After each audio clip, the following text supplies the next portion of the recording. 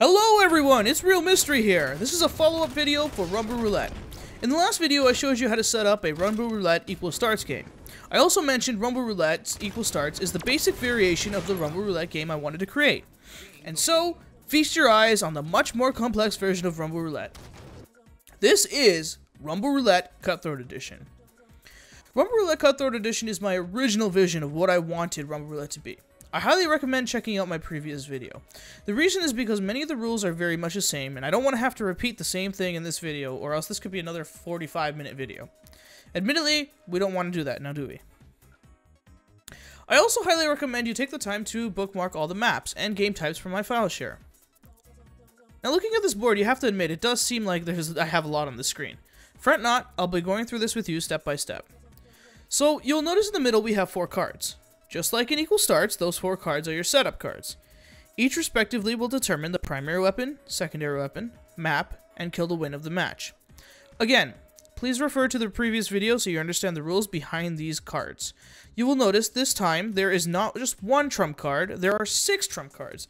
And you're probably sitting there wondering, what is wrong with you, Mystery? Why are you making this more complicated than it should be? Well, this is Cutthroat Edition, so I felt it necessary to give everyone a trump card each. In this variation, most of the trump cards are designed to make you give another player a disadvantage, or just mix things up in general. The Cutthroat variation has 9 trump cards instead of 6, so I'll try to quickly and briefly go through each individual card to tell you their rules and restrictions. But first, I wanted to emphasize something. Due to this being roulette, there is a chance you can get something called bad rolls. In these cases, you basically cannot do anything to affect the game, so naturally, you just cannot do anything. Thus, you will lose your card. Sorry, because roulette is random, everything is based on luck of the draw, or RNGesus, as some people say. Due to the fact everyone has a trump card, we needed to find a way to determine which player will go first. Most cases, naturally, player 1 would go first. But, in true roulette nature, I wanted to keep things random, so I decided to design a few priority cards.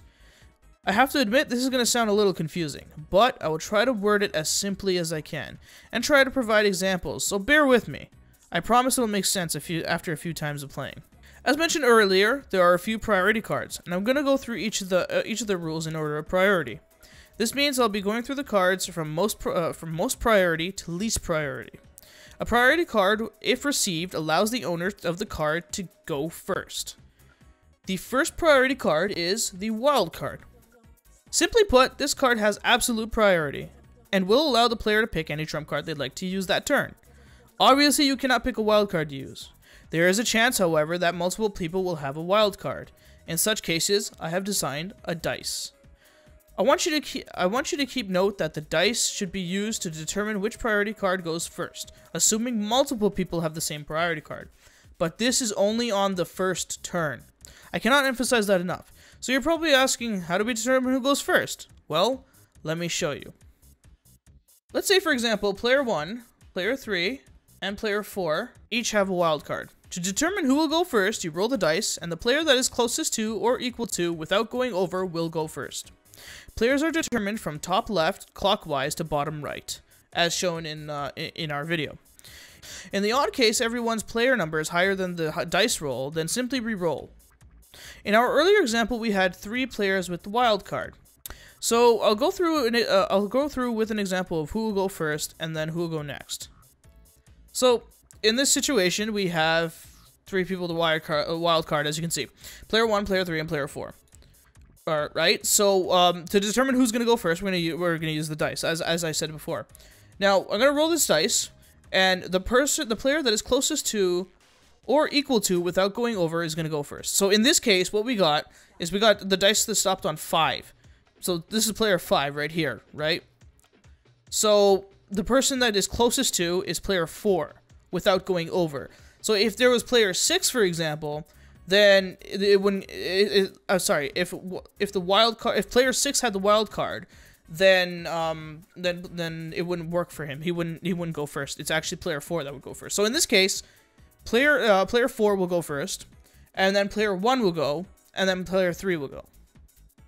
I spent a little while longer explaining the wild card than I anticipated, so let's move on to the next priority card. Next priority card is the old switcheroo. This is probably one of the easier priority cards to play. Basically, this card will allow the player to make 2 other players switch their trump cards. Keep in mind you're making two players switch trump cards, not switching your own. As noted before, there is a chance for a bad roll, and this is one of those cards that can make all the difference in the world, or no difference whatsoever. It's just luck of the draw. Now going back to who goes first scenario. Let's assume player 1 has the wild card. Player 2 and player 4 have the old switcheroos. Due to player 1 having the absolute priority card, they will go first. And there is no dice roll because that player is the only player that has the wild card. So the next player to go would be player 2, and then player 4. But player 2 can make player 4 switch their trump card with another player. At that point, whoever has that second the old switcheroo will go next. Assuming we took out the wild card from player 1, so, for example, no one has the wild card, but player 2 and player 4 still have the old switcheroo, we still need to determine who will go first. And that's when we roll the dice.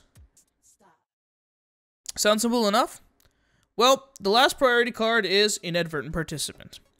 This trump card allows you to have a teammate. Yay! Earlier in the alpha test, I allowed players that received this card to pick another player to be their teammate. So the problem with that was that I felt that it lost the random factor. So I instilled a small group of rules to determine partners. In most cases, only one person will get this card. In this case, the teammate will be determined via spin wheel, hence inadvertent. Again, with the spin wheel, whatever the player the pointer is pointing at when the wheel stops will be the teammate for the game. If the pointer is evenly split, the player to the left will be the selected player. This is only the case if one player receives the Inadvertent Participant card. If multiple players have the Inadvertent Participant card, they are automatically teamed up. There is a small chance that 2 to 3 players can get the card at once. In this case, they're all teamed up, meaning you have 3 to 4 players on the same team. But in Rumble Roulette, there can only be one winner. So, when Inadvertent Participant is active and the team wins the game, the player that got the final kill challenge complete wins the match. Again, if this is the only priority cards player receive after the roll, then roll the dice to determine who goes first. If another player has a priority card with more priority over Inadvertent Participant, then that player will go first. That was the last of the priority trump cards. Assuming all these cards have been played, the next player clockwise from the last priority card user will go next. Thereafter, the players will continue to play their cards clockwise. So, the next set of cards are easiest, and most of them you'll recognize from Equal Starts variation. So, refer to the previous video for the restrictions on these rules. Unlike Equal Starts, these cards will make the user pick another player to have the disadvantage for that game. The first trump card is named Can't Touch Me. With this card, the user gets to choose another player to not be able to melee. This includes Spartan Charges, Ground Pound, and Assassinations, as you are using the melee button to perform these actions respectively. Please remember, the only card that will overrule this card is the Kill to Win, and that is only on the final kill, depending on the final kill challenge respectively. The next two cards I will put together as one because they are similar in nature. These cards are labeled as Holster That Weapon and Sloppy Seconds. Both of these cards do not allow the player you choose to use their primary or secondary weapon based on the card. With Holster That Weapon, you're not allowed to use your secondary weapon. With Sloppy Seconds, you're not allowed to use your primary weapon. Again, with this card, the only card that will overrule this rule is the Kill to Win challenge. In that case, you're only allowed to strictly use the weapon of the Kill to Win. No melees and no grenades. Speaking of no grenades, the next trump card is Throw That Pin. With this card, the player gets to choose another player to not use their grenades. This is the last card that can be overruled with the Kill to Win challenge. So if the Kill to Win is a grenade kill, you can only use grenades on your final kill. The next trump card is called What Goes Up Must Come Down. This is the card that will be a real challenge and a serious disadvantage to some players. With this card, the player gets to choose someone to invert their look inversion. So, if you play with the default look inversion, meaning up is up and down is down to you, you'll have to change yours to inverted, meaning up is down and down is up to you. If you play inverted by default, you'll have to invert that. So a player that plays inverted by default will have to have their look inversion set to up is up and down is down. And now the final trump card is... whose controller is it anyways? Get it? This is another card designed to be a challenge for some players.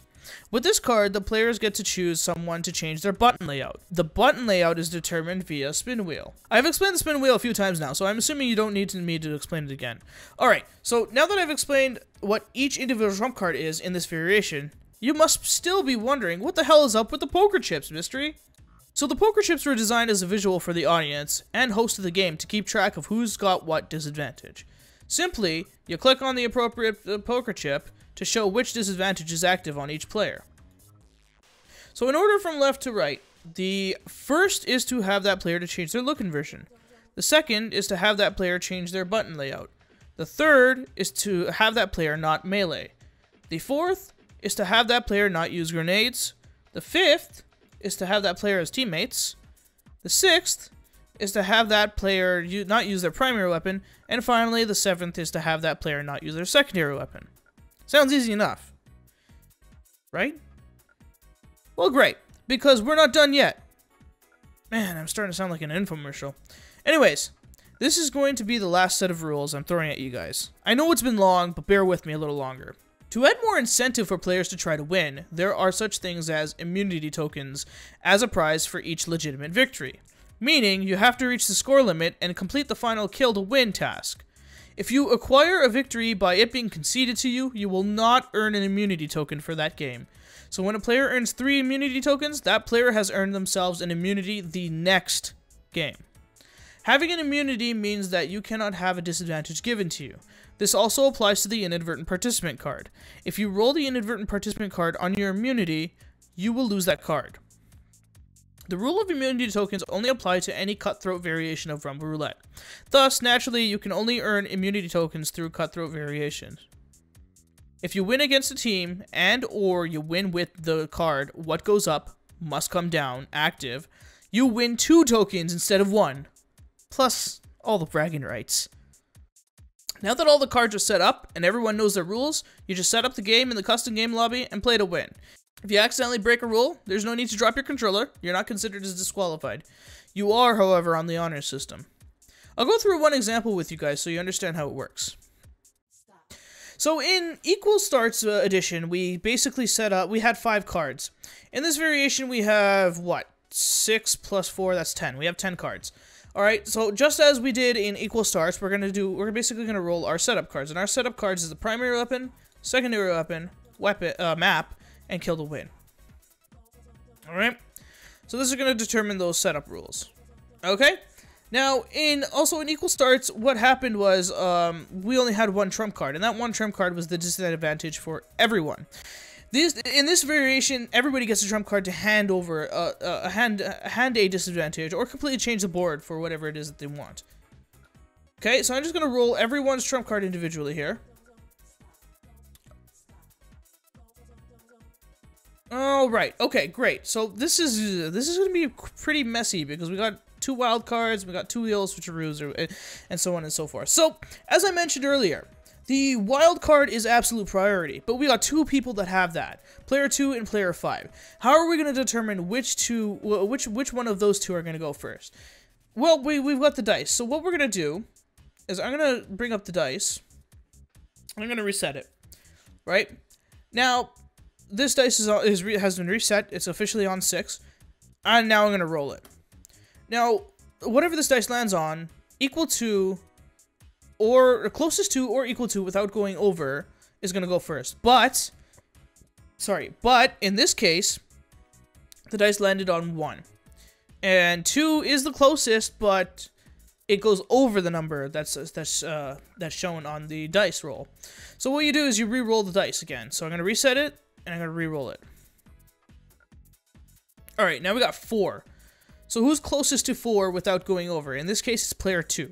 So what we're going to do is we're going to get rid of the dice, and now player 2 gets to pick from these trump card options, and they get to use that on this turn.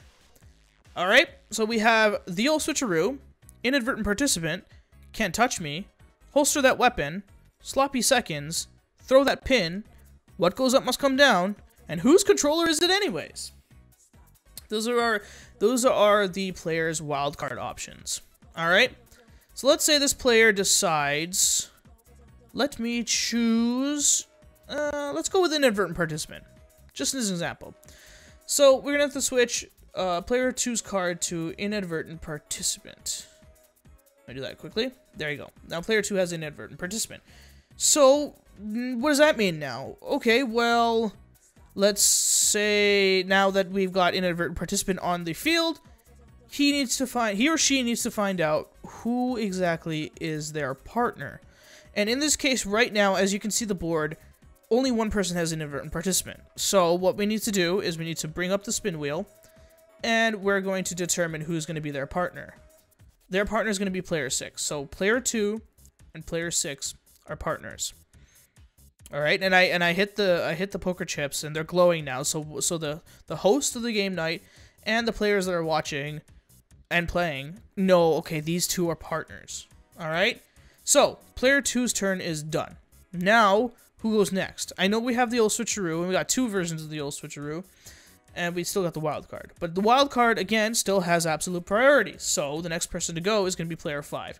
And again, bringing back up those options, he or she has these 8 options to choose from. Right, and let's say this person decides, I don't want to really mix things up too bad, so I'm just going to choose someone to have to change their button layout. So in that case, they choose whose controller is it anyways, right? So what I'm going to do is I'm going to put in whose controller is it anyways for this player.